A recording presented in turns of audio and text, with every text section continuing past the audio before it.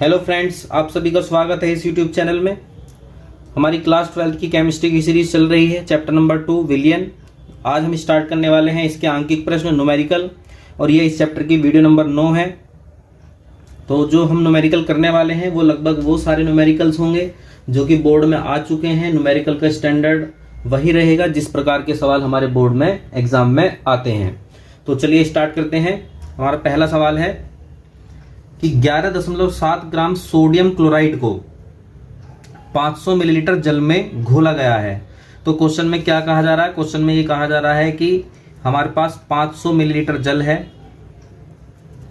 ठीक है, क्या है हमारे पास? 500 मिलीलीटर जल है, और इस 500 मिलीलीटर जल में हमने क्या घोला है?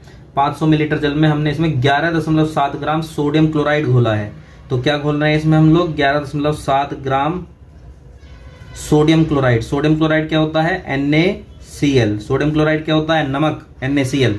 तो हमारा क्वेश्चन ये है, जो इसने हमें जानकारी दी है प्रश्न में, वो जानकारी ये है कि हम लोग क्या घोल रहे हैं? हम लोग घोल रहे हैं 11.7 ग्राम नमक घोल रहे हैं, 11.7 ग्राम सोडियम क्लोराइड यानी कि NaCl घोल रहे हैं। और कहाँ घोल रहे हैं? 500 मिलीलीटर जल में घोल रहे हैं। ये तो हो गई जानकारी जो ये देना चाहता है। पूछता क्या है? पूछता है विलयन की मोलरता निकालनी है। क्या निकालनी है हमें? विलयन की मोलरता। तो देखिए, जो चीज आपको निकालनी है, आपको उसका फॉर्मूले के ऊपर विचार करना है कि इस फॉर्मूले में क्या क्या चीजें हैं जिनकी आवश्यकता हमें पड़ेगी। तो मोलरता का फॉर्मूला क्या होता है? मोलरता का फॉर्मूला होता है विलय के मोल बटे विलयन का आयतन अपॉन विलयन का आयतन। तो यदि हमें मोलरता निकालनी है, मोलरता निकालने के लिए हमें क्या चाहिए? मोलरता निकालने के लिए हमें चाहिए विलय के मोल और विलयन का आयतन। विलयन का आयतन हमें मिलीलीटर में रखना है। अगर हम लोग मिलीलीटर में रखते हैं तो हमें 1000 की मल्टीप्लाई भी ऊपर करनी होती है। ठीक है, तो ये फॉर्मूला मोलरता का मैंने आपको पढ़ाया था, बताया था। तो देखिए, इस फॉर्मूले में हमें सबसे पहली चीज जो चाहिए वो चाहिए विलय के मोल। अब ये देखिए कि क्या आपको क्वेश्चन में विलय के मोल दिए हुए हैं? मुझे तो नहीं लग रहा कि विलय के मोल दिए हुए हैं। मुझे तो ऐसा लग रहा है कि विलय की ग्राम में मात्रा दी हुई है। क्या दिया हुआ है? 11.7 ग्राम सोडियम क्लोराइड। यही तो विलय है, इसे ही तो घोला जा रहा है, यही विलय हो गया। तो देखिए, इसकी ग्राम में मात्रा दी हुई है। क्या दी हुई है? इसकी ग्राम में मात्रा दी हुई है, मोल नहीं दिए हुए इसके। तो हमारा सबसे पहला काम यही होगा कि हम लोग इसके मोल बना पाए, और मोल बनाने के लिए आपको चाहिए होगा अणुभार, NaCl का अणुभार। ठीक है, तो सबसे पहला काम आपका होगा NaCl का अणुभार निकालना। तो NaCl का अणुभार कैसे निकालेंगे? देखिए, NaCl का अणुभार Na का होता है 23, आप ये याद रखेंगे अब, और Cl का होता है 35.5, 35.5। तो 23 और 35.5 को आप जोड़ेंगे तो ये आ जाएगा 58.5। ठीक है, तो ये हो गया NaCl का अणुभार। और जैसे ही आप अणुभार निकाल लेंगे, तुरंत आप फिर निकालेंगे मोल, मोलों की संख्या। ठीक है, मोलों की संख्या। किसके मोलों की संख्या? NaCl के मोलों की संख्या। मोलों की संख्या का फॉर्मूला मैंने आपको याद करने के लिए बताया था, ग्राम में मात्रा बटे अणुभार। इस अलग कॉर्नर में साइड में निकाला हमने। ठीक है, ये अलग हो गया। तो ग्राम में मात्रा बटे अणुभार। ग्राम में मात्रा कितनी थी इसकी? 11.7, और अणुभार कितना है इसका? 58.5। तो आप इसे सॉल्व कीजिएगा। देखिए, कैलकुलेशन बहुत आसान होती है। यदि आप लॉजिकली इसे सोचेंगे तो कैलकुलेशन बहुत ज़्यादा आसान है। कुछ भी इसमें टिपिकल नहीं है। पॉइंट से पॉइंट हटाइए, 117/585 ये बन जाता है। ठीक है, तो जब इसे आप सॉल्व करेंगे, मैं बता देता हूँ आपको सॉल्व करना। तो ये हो गया 117.585। ठीक है, पॉइंट लगाइए। पॉइंट लगाएंगे तो 0 बढ़ जाएगी, और इससे सीधा सीधा 2 बार कटेगा। तो कितने मोल आ गए हैं? 0.2। तो अब हम मोलरता के फॉर्मूले रखते हैं। तो विलय के मोल कितने आ गए हैं? विलय के मोल आ गए हैं 0.2, हमने यहाँ रखा।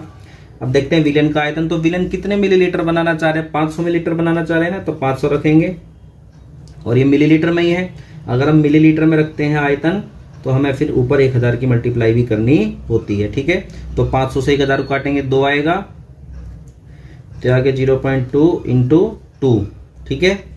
तो ये 0.2 इंटू 2 की मल्टीप्लाई होगी तो ये आ जाएगा 0.4। तो विलेन की मोलरता कितनी आई है? 0.4 आई है, ठीक है। एक बार दोबारा मैं बताता हूँ, एक्सप्लेन करता हूँ सवाल को। सबसे पहले आप निकालेंगे अणुभार। किस चीज का अणुभार? जो विलय होगा उसका अणुभार निकालिए। तो विलय कौन है? सोडियम क्लोराइड, सोडियम क्लोराइड का अणुभार निकालिए। NaCl, Na का होता है 23, Cl का होता है 35.5, दोनों को आप जोड़ेंगे तो 58.5 आ जाएगा, 58.5 आ गया। उसके बाद आप निकालेंगे मोलों की संख्या। और मोलों की संख्या क्यों निकाल रहे हैं हम, ये भी तो सोचिए ना। मोलों की संख्या क्यों निकाल रहे हैं भाई? मोलों की संख्या इसलिए निकाल रहे हैं क्योंकि हमें मोलरता निकालनी है। और मोलरता के फॉर्मूले में क्या आ रहा है? विलय के मोल आ रहे हैं, तो भाई विलय के मोल निकालने पड़ेंगे। मोलों के फॉर्मूला क्या है? ग्राम में मात्रा अपॉन अणुभार है। ग्राम में मात्रा कितनी थी? 11.7 थी, तो हमने रखी। और अणुभार कितना है? 58.5 है, वो रखा, तो इतने मोल आए। फिर आगे हमने वैल्यू रखी और उसके बाद हमारा मोलरता आती है 0.4। तो चलिए अब हम चलते हैं नेक्स्ट क्वेश्चन की तरफ। नेक्स्ट क्वेश्चन हमारा इसी तरीके का है, ठीक है। इसी तरह का प्रश्न मैंने आपके लिए दोबारा रखा है ताकि थोड़ा सा आपको आसान लगे। और ये सब क्वेश्चन बोर्ड में आए हुए ही हैं। क्या कह रहा है इसमें? इसमें कहता है कि 14.9 ग्राम पोटेशियम क्लोराइड को, ठीक है, 50 मिलीलीटर जल में घोला जाता है। तो आप इसकी एक पिक्चर ड्रॉ कीजिए, एक इमेजिन करने की कोशिश कीजिए कि हमारे पास जल है और कितना जल है? 50 मिलीलीटर है, ठीक है। और इसमें क्या घोल रहे हैं हम लोग? इसमें हम घोल रहे हैं 14.9 gram potassium chloride. Potassium chloride क्या होता है? पोटेशियम क्लोराइड होता है KCl, ठीक है। सोडियम क्लोराइड तो था NaCl और पोटेशियम क्लोराइड क्या हो गया? KCl। फिर दोबारा हम देखते हैं निकालना क्या है। तो हमें निकालनी है मोलरता। तो मोलरता का फॉर्मूला लिखते हैं कि मोलरता इज इक्वल टू, मोलरता M इज इक्वल टू विलय के मोल बटे विलयन का आयतन। और विलयन का आयतन हम मिलीलीटर में लेते हैं तो हमें ऊपर 1000 की मल्टीप्लाई भी करनी होगी, ठीक है। तो विलय के मोल चाहिए, यहाँ भी मोल चाहिए, तो मोल हमें बनाने पड़ेंगे। और यदि मोल बनाने हैं तो भाई हमें अणुभार निकालना ही पड़ेगा। KCl का अणुभार निकालिए। पोटेशियम का कितना होता है? पोटेशियम का होता है 39, ठीक है। कितना होता है? 39। और Cl का कितना होता है? 35.5। तो ये जोड़ के कितना आ जाता है? ये जोड़ के आ जाता है 0.5, तो ऐसे ही रहेगा। 9 और 5 14 का 4 हासिल, ये आ गया 74.5। अब हम निकालते हैं विलय के मोल। विलय के मोल, और विलय के मोलों का फॉर्मूला क्या है? ग्राम में मात्रा अपॉन अणुभार। तो ग्राम में मात्रा कितनी है? 14.9 और अणुभार कितना है? 74.5। पॉइंट से पॉइंट हटाइएगा तो आ जाएगा 149 बटे 745। आप फिर दोबारा एक बार इसे कैलकुलेट करने की कोशिश कीजिए कि क्या ये पूरा पूरा कट जाता है। तो ये है 149 बटे 745, ठीक है। पॉइंट लगाइएगा और 0 बढ़ जाएगी। मेरे हिसाब से पूरा पूरा कट जाएगा, तो आप इसे पूरा पूरा काट दीजिए 2 बार, ठीक है। तो ये आता है, ये आ गया है 0.2।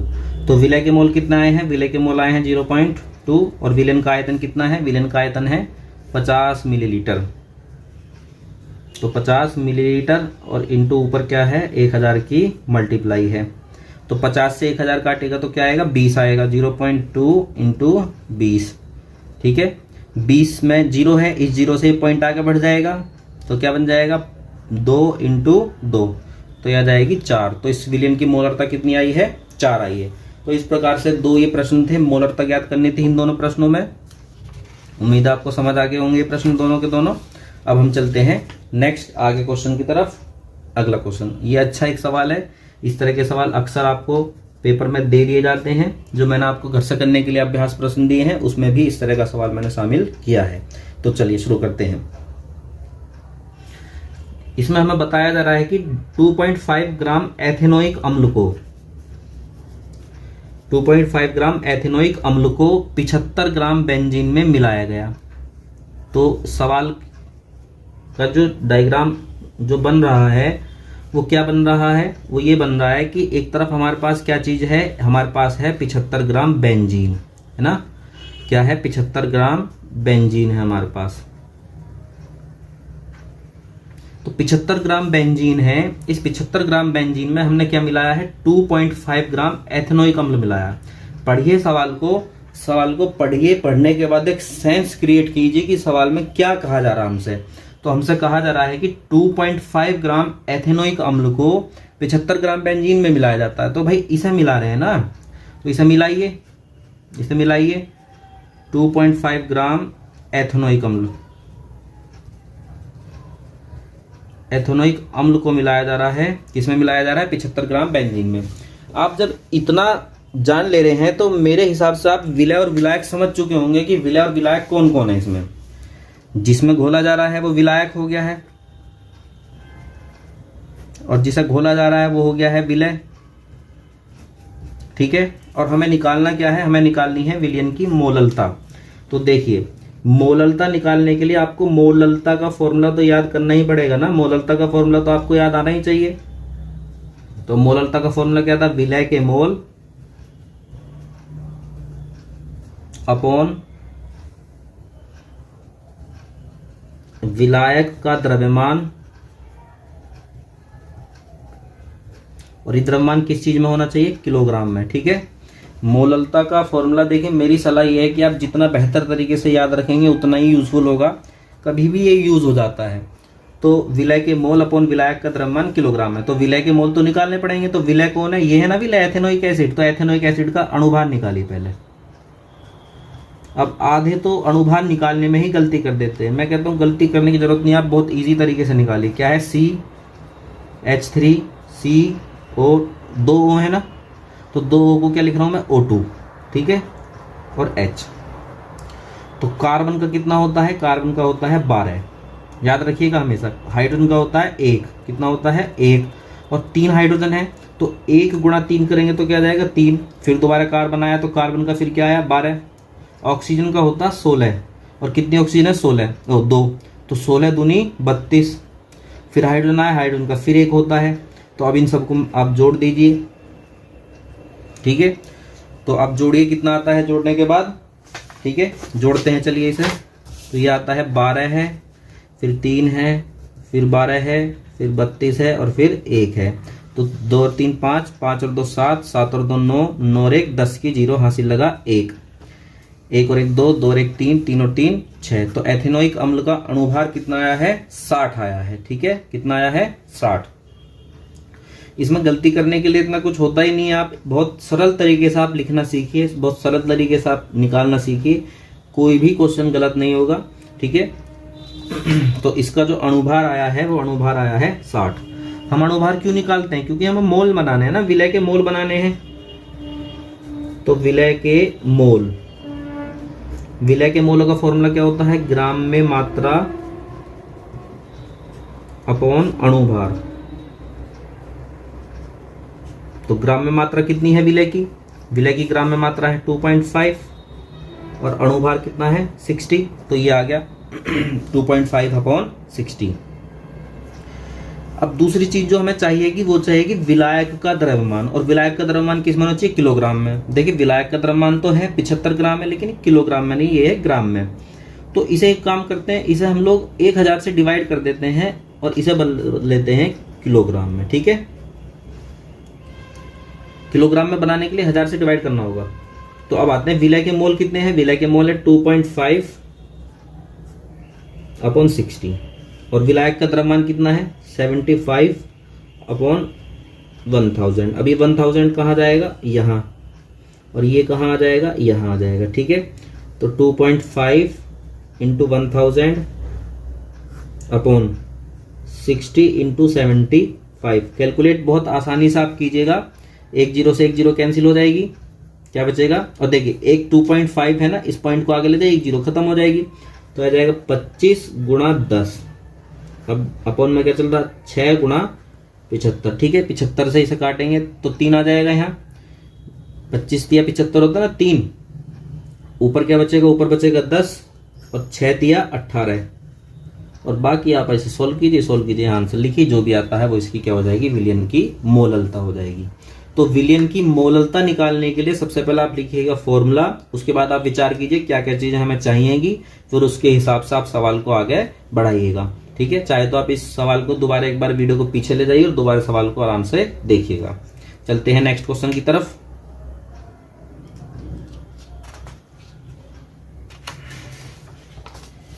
नेक्स्ट हमारा क्वेश्चन लगभग ऐसा ही है, ठीक है, जैसा कि मैंने अभी पिछला कराया, लेकिन एक थोड़ा सा अंतर है, तो उस अंतर को समझते हुए क्वेश्चन करते हैं। सवाल में हमसे कहा जा रहा है कि 11.7 ग्राम सोडियम क्लोराइड को, क्या दिया हुआ है, 11.7 ग्राम सोडियम क्लोराइड हमारे पास में है। तो 11.7 ग्राम सोडियम क्लोराइड को 11.7 ग्राम सोडियम क्लोराइड को 500 मिलीलीटर जल में घोला जाता है। तो आप पहले सवाल को थोड़ा सा डायग्राम के रूप में क्रिएट कीजिएगा ताकि आपको समझने में आसानी हो जाए। ठीक है, तो किस में घोला जा रहा है, ये घोला जा रहा है 500 मिलीलीटर जल में घोला जा रहा है। ठीक, और किसे घोला जा रहा है, 11.7 gram sodium chloride. Sodium chloride क्या होता है, NaCl। जब आप इस तरह से बना लेंगे तो आपको इतना तो समझ में आ ही गया होगा कि विलायक कौन है, विलायक कौन है। तो देखिए ये है विलायक, ये कौन है, विलायक। ठीक है, ये हो गया विलायक, और ये कौन है, ये हो गया विलय। अब हमें निकालना क्या है, निकालनी है हमें मोललता। तो हम लिखते हैं फॉर्मूला। मोललता का फॉर्मूला क्या होता है, आप मेरे साथ साथ बोला करो तभी याद होगा आपको, अगर आप बोलेंगे तो याद हो जाएगा। तो मोललता का फॉर्मूला क्या होता है, विलय के मोल, विलय के मोल अपॉन विलायक का द्रव्यमान। ठीक है, और द्रव्यमान किस में होना चाहिए, किलोग्राम में। तो सबसे पहले हम देखते हैं विलय के मोल। विलय के लिए अगर हमें मोल निकाले तो देखिए अणुभार तो निकालना ही पड़ेगा हमें। ठीक है, अणुभार निकालते हैं। अणुभार किसका निकालना है, NaCl का, क्योंकि यही तो विलय है ना NaCl। अभी मैंने इसका निकलवाया भी था NaCl का। Na का कितना होता है, NaCl का अणुभार तो Na का कितना है 23 और Cl का है 35.5, तो ये जुड़ के आ जाता है 58.5। अब निकालते हैं विलय का अणुभार, सॉरी विलय के मोल। विलय के मोल इज इक्वल टू क्या फॉर्मूला है, ग्राम में मात्रा अपॉन अणुभार। तो ग्राम में मात्रा कितनी है इसकी 11.7 और अणुभार कितना है, तो आप इसे सॉल्व कीजिएगा, कितना आ जाएगा 0.2। ठीक है, तो हमने रखा विलय के मोल है 0.2। अब आता है विलायक का द्रव्यमान। देखिए अब सवाल में क्या है, यहां चाहिए हमें द्रव्यमान और यहां दिया इन्होंने आयतन। समझ में आ गया सवाल में क्या गड़बड़ है, सवाल में गड़बड़ ये है कि रखना क्या है फॉर्मूले में हमें, द्रव्यमान, और दिया क्या है इन्होंने, मिलीलीटर यानी कि आयतन। तो देखिए एक छोटा सा आपको एक चीज ध्यान रखनी है कि जल जो होता है ना, पानी जो होता है, पानी एक ऐसा पदार्थ है जिसका घनत्व है 1। पानी का घनत्व कितना है 1, और घनत्व 1 होने का मतलब ये होता है, देखिए घनत्व हम किसी अलग टॉपिक में आपको विस्तार से समझाएंगे, अभी फिलहाल हम यहाँ पे लेके चलते हैं। घनत्व 1 होने का मतलब ये होता है कि जितना उसका आयतन है उतना ही उसका द्रव्यमान है, सेम है बिल्कुल। अगर 500 मिलीलीटर आयतन है तो इसका मतलब ये है कि इसका द्रव्यमान जो है ना वो भी 500 ग्राम है।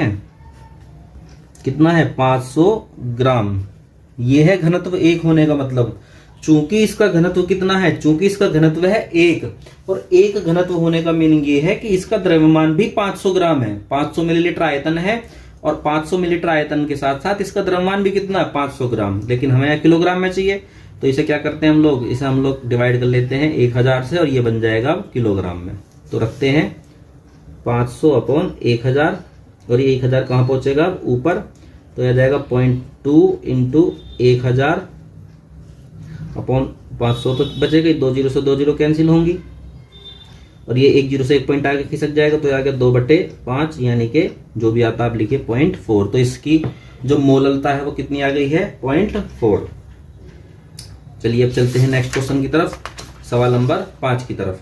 देखिए सवाल नंबर 5 जो है वो हो जाता है थोड़ा सा टिपिकल, और इस तरह के क्वेश्चन बोर्ड में आते हैं हमारे काफी ज्यादा, बहुत आते हैं इस तरह के सवाल। आप ध्यान से समझिएगा, बिल्कुल भी टिपिकल मैं होने नहीं दूंगा सवाल को, तो चलिए शुरू करते हैं सवाल नंबर 5।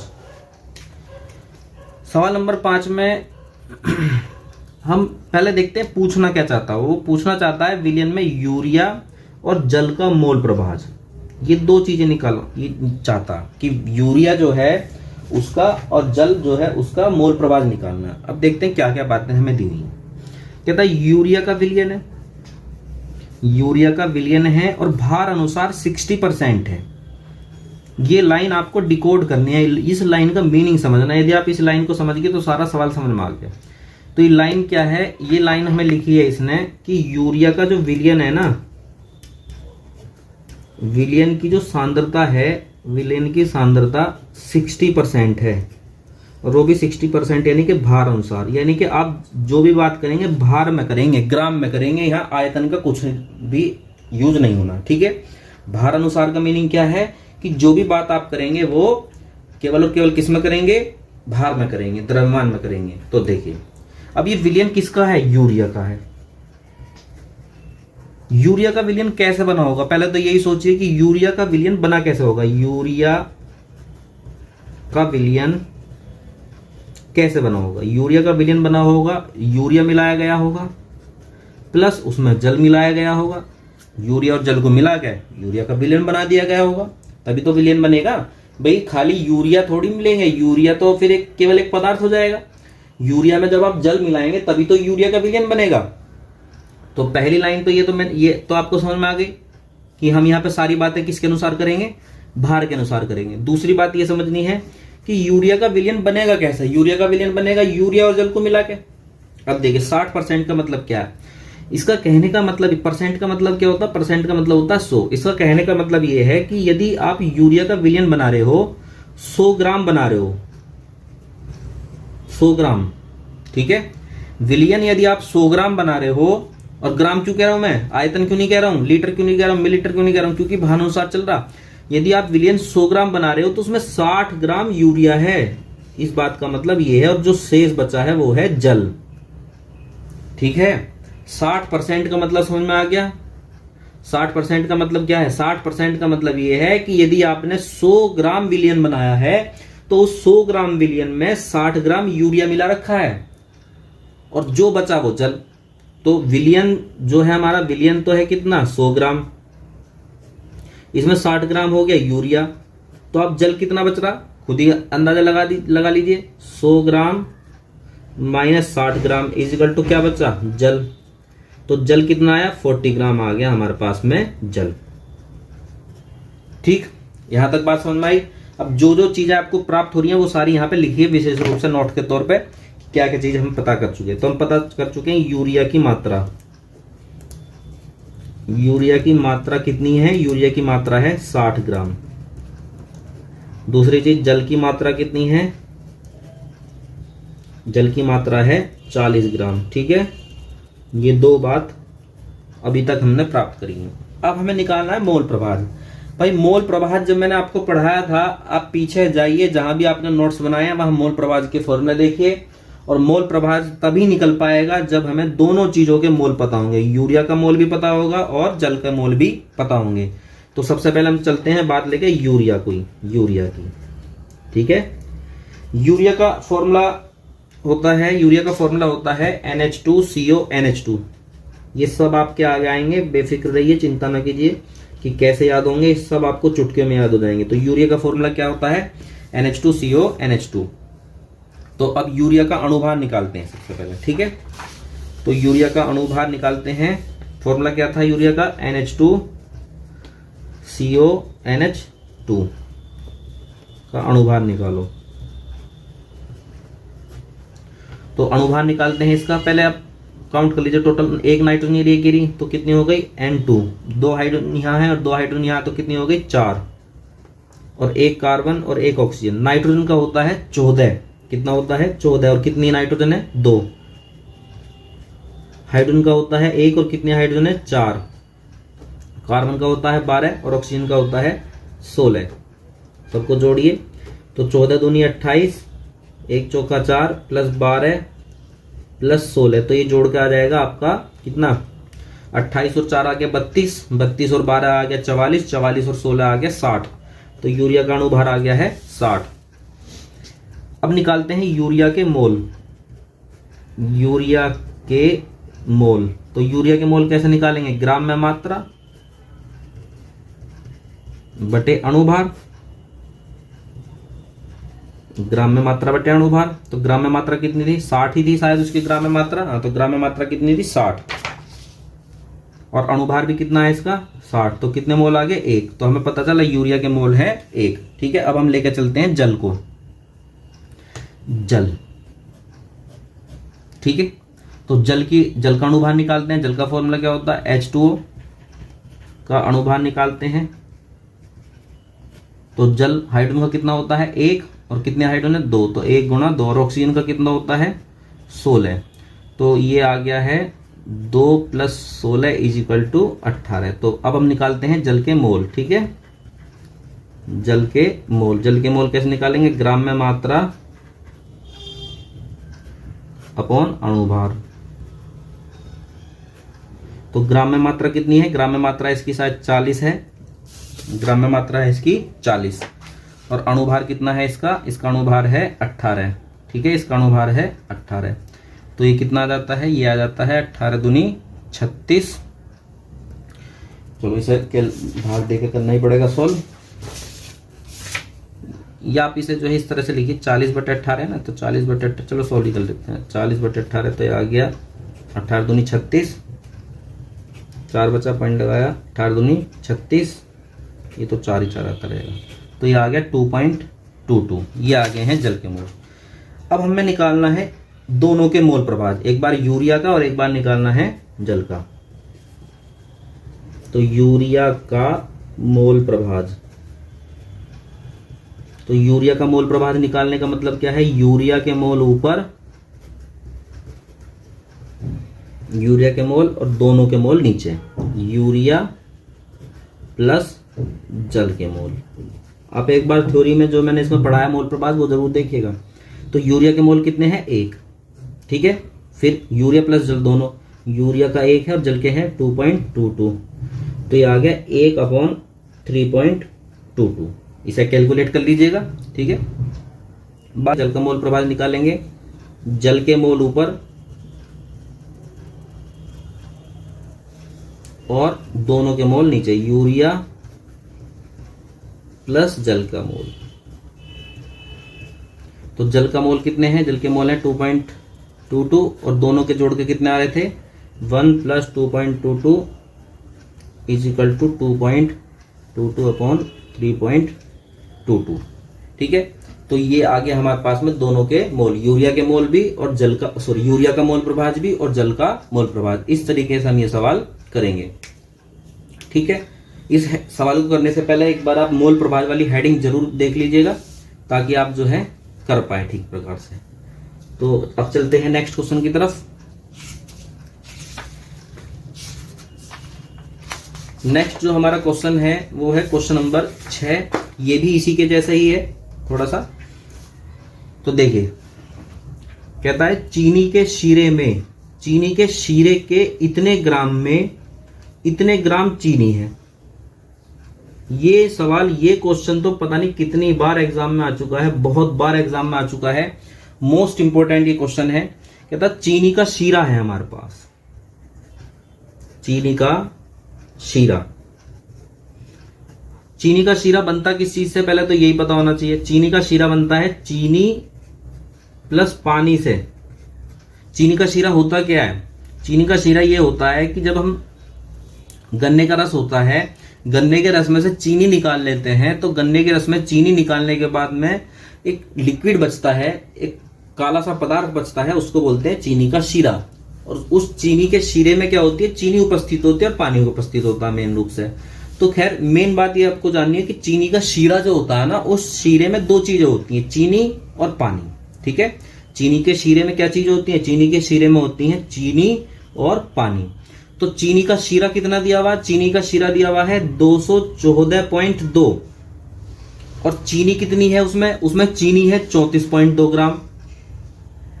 ठीक है, उसमें चीनी कितनी है? 34.2 ग्राम। अब बाकी कौन होगा? बाकी होगा पानी। तो घटाइए, तो 214.2 माइनस 34.2 इज इक्वल टू क्या बचा, पानी।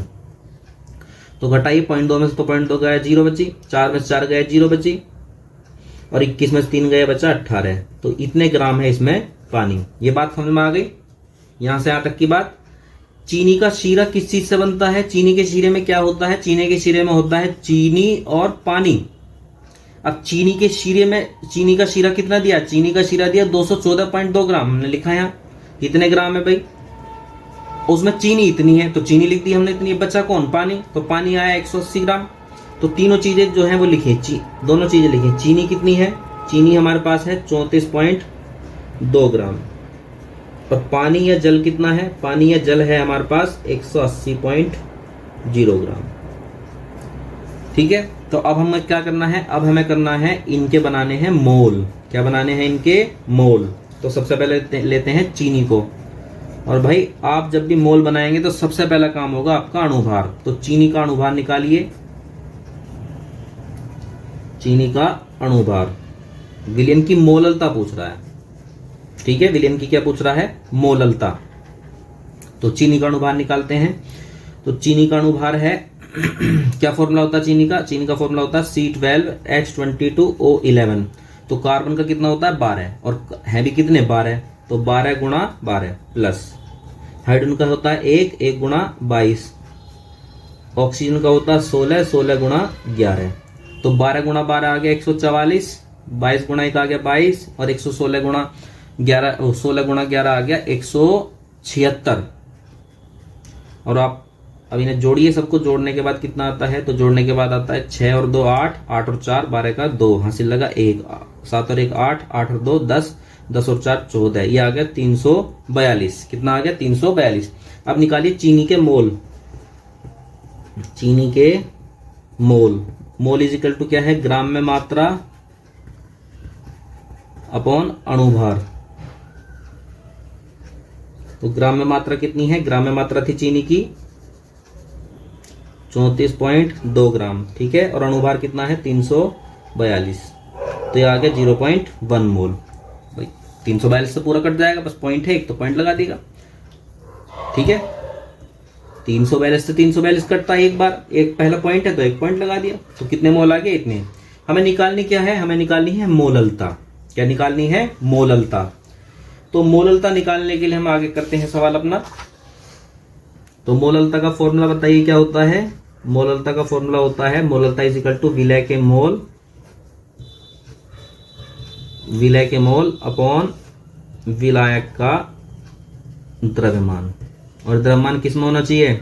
किलोग्राम में, ठीक है। अब देखिए, यदि आप थोड़ा सा लॉजिक लगा के सोचेंगे तो ये चीनी ही तो पानी में घुली है, ये जो चीनी है यही तो पानी में घुली है। तो चीनी क्या है? चीनी है विलय, और पानी क्या है? विलायक, ठीक है। चीनी क्या है? विलय, और पानी क्या है? विलायक। तो हमें पता चला विलय के मोल रखने, यानी हमें किसके मोल रखने हैं? चीनी के मोल रखने हैं। अब चीनी के मोल मैंने निकाल दिया आपके लिए, कितने हैं? 0.1 है, ठीक है। तो चीनी के मोल कितने हैं? 0.1 है। अब है विलायक का द्रव्यमान। तो विलायक कौन था? पानी। तो पानी का द्रव्यमान रखना, और पानी का द्रव्यमान कितना है? पानी का द्रव्यमान था 180 ग्राम, 180 ग्राम, लेकिन इसे किलोग्राम में बदल लीजिए, ठीक है। 1000 से डिवाइड कीजिए और इसे किस में बदल लीजिए? किलोग्राम में। तो विलायक का द्रव्यमान है 180 अपॉन 1000, 1000 पहुंचेगा ऊपर,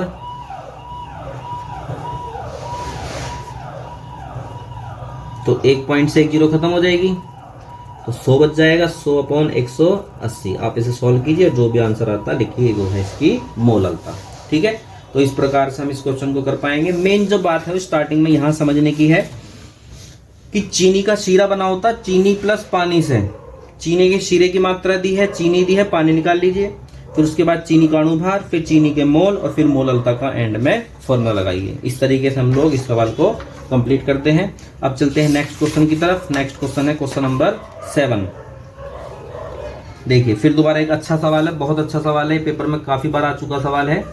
कहता है 20% भार अनुसार, फिर वही बात है भार अनुसार, यानी जब भी आप बात करेंगे भार की करेंगे, और निकालनी है मोललता। देखिए तो K2CO3 का विलयन है। तो ये विलयन कैसे बना होगा, सबसे पहले तो यही सोचिए कि विलयन बना कैसे होगा। तो विलयन बना होगा जब हमने K2CO3 को पानी में घोला होगा, तभी तो विलयन बनेगा। और चूंकि सवाल में कह रहा है परसेंट, इसका मतलब यह है कि यदि विलयन 100 ग्राम है, यदि विलयन 100 ग्राम है तो 100 ग्राम में 20 ग्राम K2CO3 है और जो बचा है वो पानी है। यदि आप इस चीज को लिखना सीख गए तो आपका आधा सवाल हो गया। सबसे पहले आप ये सोचिए विलयन कैसा बना होगा। तो विलयन बना होगा K2CO3 को पानी में घोलने से, विलयन बन गया। अब कहता 20% भार अनुसार, जब भी परसेंट आ गया तो इसका मतलब विलयन 100 है और भार अनुसार यानी ग्राम है। तो विलयन कितना हो गया, 100 ग्राम। समझ रहे हैं 100 क्यों कह रहा हूं, क्योंकि सवाल परसेंट पे चल रहा है, और ग्राम क्यों कह रहा हूं, क्योंकि भार अनुसार। तो 100 ग्राम विलयन है, उसमें 20 ग्राम K2CO3 है, ठीक है। जो बचा वो पानी। तो पानी कितना बचा है, पानी बचा है 100 माइनस 20 इधर माइनस हो जाएगा तो कितना बचा, 80 ग्राम पानी बचा है।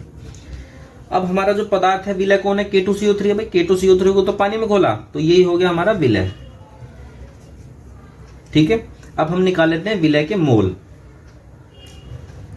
तो विलय यानी कि K2CO3 के मोल। और मोल कैसे निकलेंगे, तो मोल निकालने के लिए आपको फॉर्मूला लगाना पड़ेगा ग्राम में मात्रा अपॉन अणुभार। क्या हमें K2CO3 का अणुभार मालूम है, नहीं है, तो निकाल लेते हैं साइड में। K2CO3 K का कितना होता है 39 और कितने K हैं 2। फिर कार्बन का कितना होता है 12 और ऑक्सीजन का कितना होता है 16 और कितनी ऑक्सीजन है 3। तो 39 दूनी कितना आएगा, 9 दूनी 18 का 8, हासिल लगा 1, 3 दूनी 6 और 1 7,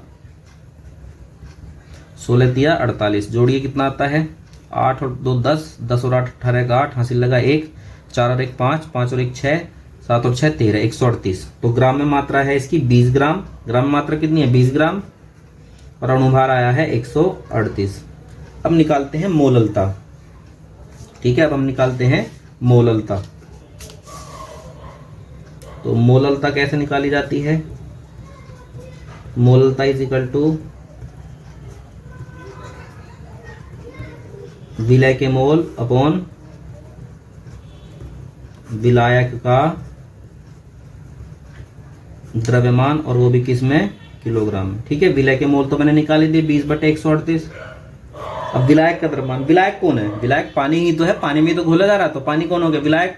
लेकिन एक ग्राम में है, 80 ग्राम है, तो आप इसे 1000 से डिवाइड कीजिए ताकि किस में बदल जाए, किलोग्राम में, ठीक है। अब 1000 ऊपर और 80 138 के साथ, और इसे सोल्व कीजिए और सोल्व करके जो भी आंसर आता है इसका निकाल लीजिए। इतनी इसकी मोललता हो जाएगी, ठीक है। अब हम लास्ट क्वेश्चन चलते हैं। लास्ट क्वेश्चन हमारे पास है आज के लिए, 36 ग्राम जल और 40 ग्राम एथिल अल्कोहल के मिश्रण में दोनों के मोल प्रभाव बताइए। तो एक है 36 ग्राम जल, तो सबसे पहले लेते हैं जल जल की बात। तो जल की ग्राम में मात्रा कितनी है, ग्राम में मात्रा है 36 ग्राम, और जल का अणुभार कितना होता है,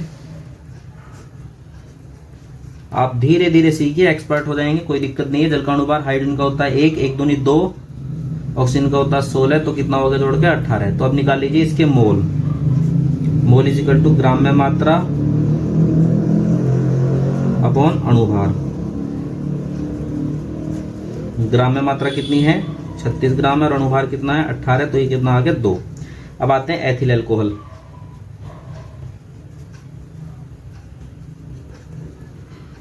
एथिल अल्कोहल का फॉर्मूला क्या होता है, एथिल अल्कोहल फॉर्मूला होता है C2H5OH।